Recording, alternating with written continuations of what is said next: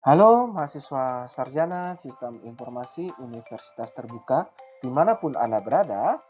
Hari ini kita akan belajar materi terkait pendahuluan rekayasa perangkat lunak.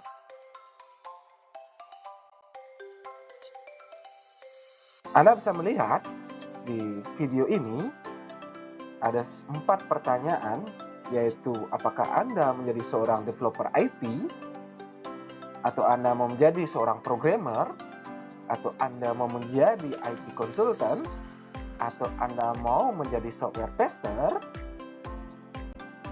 Jawabannya adalah belajarlah rekayasa perangkat lunak. Yang pertama adalah pengertian dasar tentang perangkat lunak.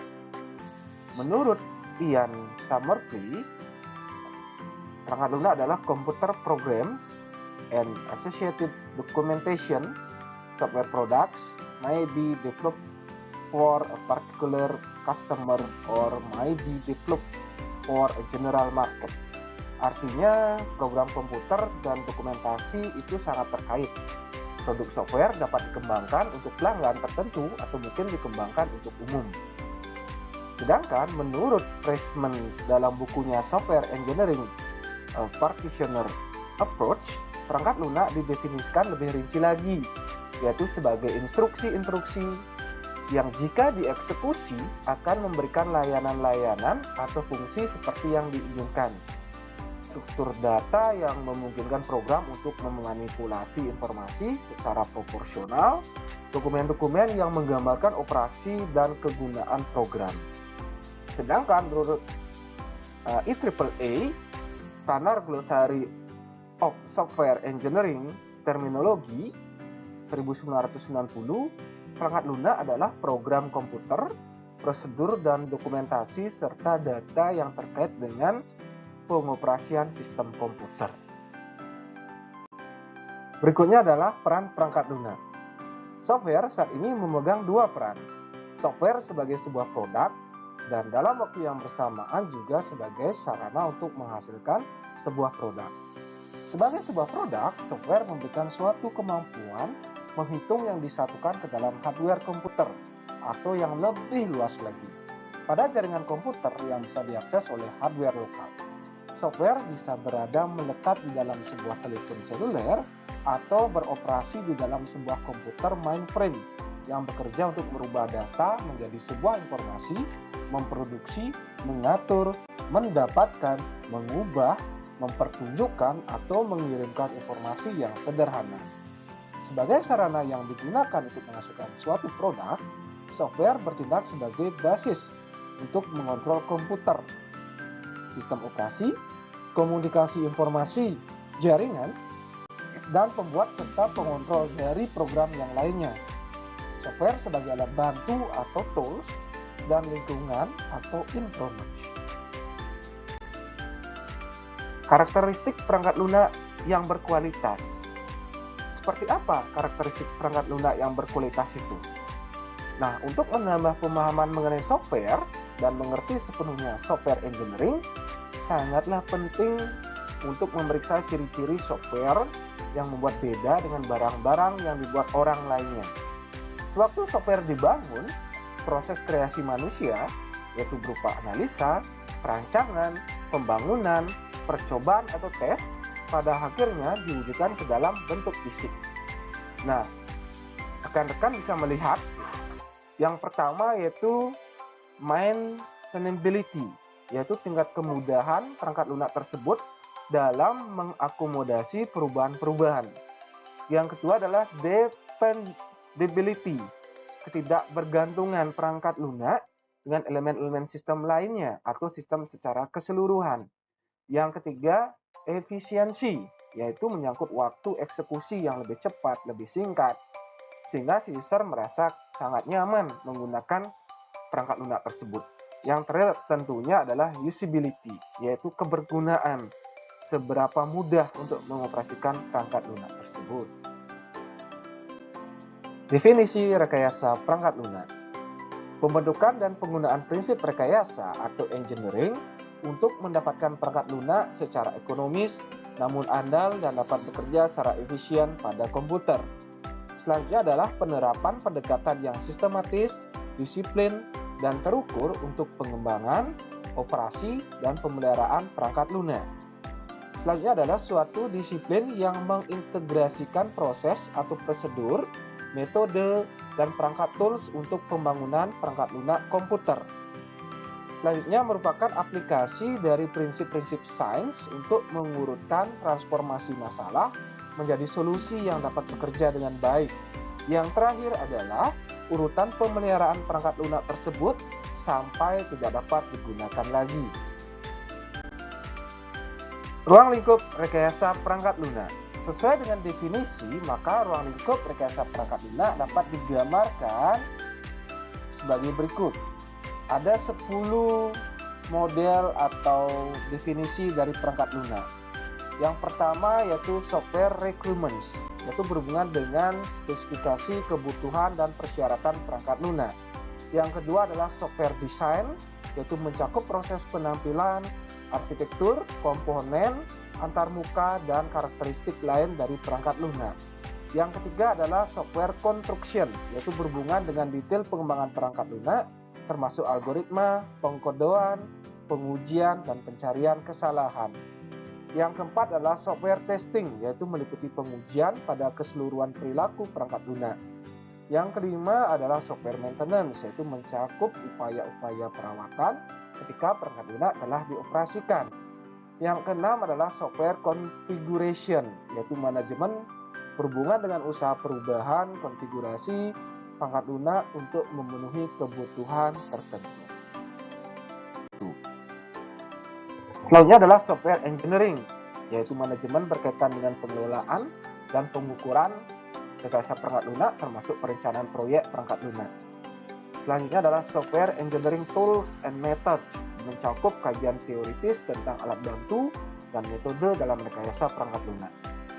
Selanjutnya adalah software engineering proses, berhubungan dengan definisi, implementasi, pengukuran, pengelolaan, perubahan, dan perbaikan proses RPL. Yang terakhir adalah software quality, di mana ini menitik beratkan pada kualitas dan daur hidup dari sebuah perangkat lunak. Nah, ada tujuan dari perangkat lunak untuk menghasilkan sebuah perangkat lunak yang berkualitas. Yang dimaksud dengan berkualitas dapat dilihat dari 3 sisi, yaitu sisi sponsor, individu atau organisasi yang telah mengeluarkan biaya dalam pembangunan perangkat lunak. Selanjutnya adalah sisi pemakai, siapapun yang menggunakan perangkat lunak tersebut, dan dari sisi maintainer atau modifier yang memelihara dan memodifikasi perangkat lunak tersebut. Nah, dari sisi sponsor bisa dilihat tujuan utama sponsor adalah menghasilkan dan atau menghemat uang tentunya. Sponsor ingin menggunakan perangkat lunak tersebut untuk meningkatkan produktivitas organisasi. Sponsor mengharapkan untuk dapat menghasilkan sebuah layanan dengan biaya yang rendah tetapi masuk akal. Karena itu sistem yang dibuat harus tentunya handal, fleksibel, dan efisien. Selain itu, biaya dari pemeliharaan, modifikasi, dan peningkatan dari sistem tersebut harus serendah mungkin. Kemudian dari sisi pemakai, bagaimana pemakai perangkat lunak adalah alat untuk membantu menyelesaikan tugas-tugasnya. Karena itu, perangkat lunak harus menyediakan fungsi-fungsi yang dibutuhkan oleh pemakai. Perangkat lunak juga harus handal dan efisien. Perangkat lunak harus dapat menghasilkan output yang konsisten. Selain itu, pemakai harus merasa perangkat lunak yang dibuat mudah untuk dipelajari, mudah digunakan, dan mudah diingat. Dari sisi maintainer atau modifier, yang diinginkan oleh si maintainer atau modifier tentunya adalah perangkat lunak tersebut memiliki sedikit error pada saat penginstalan pertama. Catatannya sangat kecil kemungkinannya untuk menghasilkan perangkat lunak yang 100% bebas dari bug. Selain itu, perangkat lunak tersebut harus terdokumentasi dengan baik. Source kode juga harus mudah dibaca, terstruktur, dan dirancang dengan baik dan bersifat modular. Nah, bagaimana proses rekayasa perangkat lunak? Proses perangkat lunak adalah sebuah kerangka kerja untuk membangun perangkat lunak yang berkualitas tinggi. Anda bisa melihat gambar dalam video ini yang menunjukkan lapisan teknologi pada rekayasa perangkat lunak. Yang pertama dilihat adalah bagaimana pencapaian quality atau fokus. Kualitas ini diterjemahkan ke dalam ukuran-ukuran atau matriks meliputi maintainability, dependability, usability, dan efficiency yang sudah diterangkan pada slide sebelumnya. Kedua adalah proses, bagaimana mendefinisikan kerangka kerja atau framework sehingga pembangunan perangkat lunak dapat dilakukan secara sistematis. Ketiga adalah metode, mendefinisikan bagaimana perangkat lunak dibangun meliputi metode-metode yang digunakan dalam melakukan analisis kebutuhan, perancangan, implementasi, dan pengujian. Sebagai contoh, metode terstruktur, metode berorientasi objek, dan metode-metode lainnya. Yang terakhir adalah tools atau alat bantu, yaitu perangkat yang bersifat otomatis maupun semi-otomatis yang berfungsi mendukung tiap tahap pembangunan perangkat lunak. Contoh adalah GSE, GAD, dan lain-lain.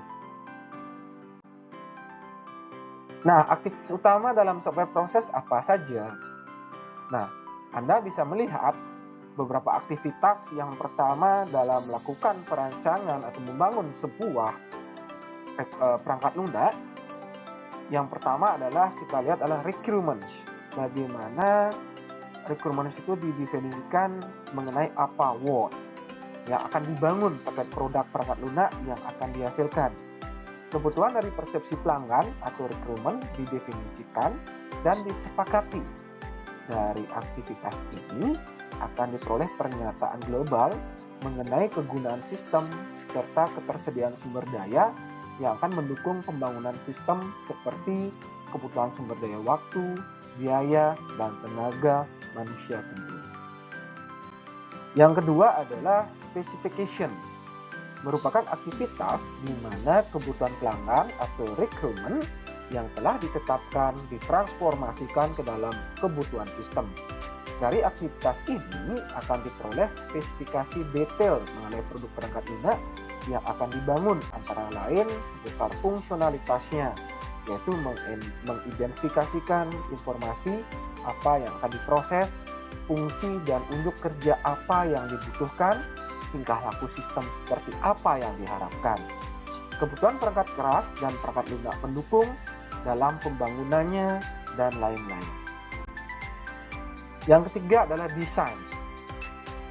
Desain merupakan aktivitas di mana hasil analisis kebutuhan dan spesifikasi sistem dibentuk dalam suatu model. Pengembang harus mendefinisikan bagaimana data dikonstruksikan, bagaimana fungsi-fungsi diimplementasikan sebagai sebuah arsitektur perangkat lunak, bagaimana detail prosedur akan diimplementasikan, bagaimana interface ditandai atau dikarakterisasi. Dalam membuat pemodelan, pengembang dapat menggambarkan pemodelan berdasarkan perilaku, sistem, ataupun secara struktural. Dari aktivitas ini akan diperoleh penggambaran sistem dalam bentuk model semacam use case diagram, data flow diagram, sequence diagram, entity relationship diagram, dan lain-lain. Selanjutnya adalah kode. Kode merupakan aktivitas di mana hasil rancangan atau model dari tahapan sebelumnya diterjemahkan dalam bentuk coding, program pada sebuah bahasa pemrograman. Kemudian ada test, verification, dan validation. Setelah rancangan diterjemahkan ke dalam bentuk coding, program selanjutnya akan dilakukan proses pengujian untuk memastikan apakah aplikasi yang dibangun sudah sesuai dengan spesifikasi dan kebutuhan pelanggan yang di tahapan awal sudah kita tetapkan bersama. Nah, selanjutnya ada debug. Debug itu merupakan tahapan di mana akan dilakukan proses perbaikan yang diperlukan apabila pada fase pengujian masih ditemukan ada kesalahan atau bug atau error. Nah, selanjutnya adalah yang terakhir maintenance. Tentu aktivitas ini berfokus pada perubahan atau change yang dihubungkan dengan koreksi kesalahan, penyesuaian yang dibutuhkan ketika lingkungan perangkat lunak berkembang, serta perubahan sehubungan dengan perkembangan yang disebabkan oleh perubahan kebutuhan pelanggan.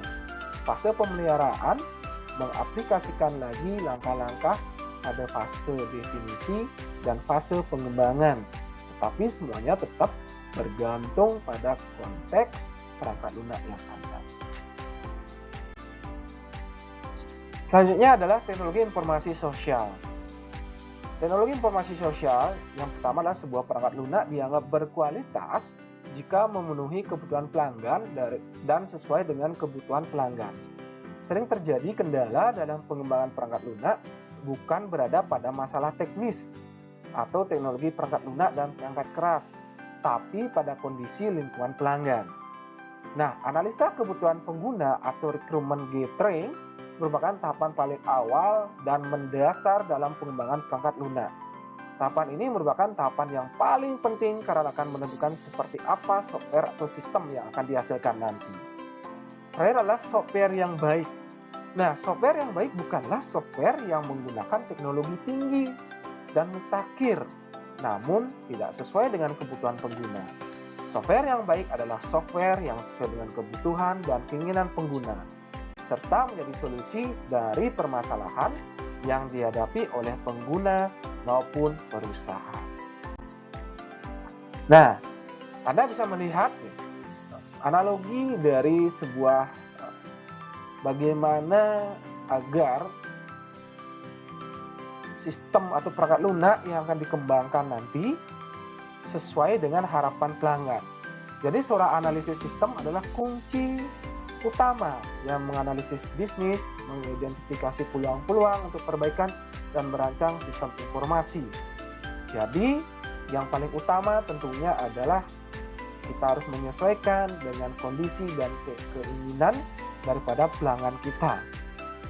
Nah, seperti gambar di sebelah ini bahwa terjadi wawancara atau penggalian kebutuhan atau keinginan yang diharapkan oleh si pelanggan dalam membangun perangkat lunak yang akan digunakan. Baik, sampai di sini materi pengayaan kita. Referensi-referensi yang saya gunakan bisa dibaca dan dilihat di video ini. Kemudian ada sebuah kalimat yang saya kutip dari Ki Hajar Dewantara, yaitu jika ingin mengubah dunia, mulailah dengan mengubah diri sendiri. Jadi, kita harus belajar dengan sungguh-sungguh kalau ingin menjadi seorang software engineer, harus menguasai salah satunya adalah rekayasa perangkat lunak. Demikian materi pengayaan video hari ini tentang perangkat lunak dan proses rekayasa perangkat lunak. Tetap semangat dan sukses untuk Anda semua.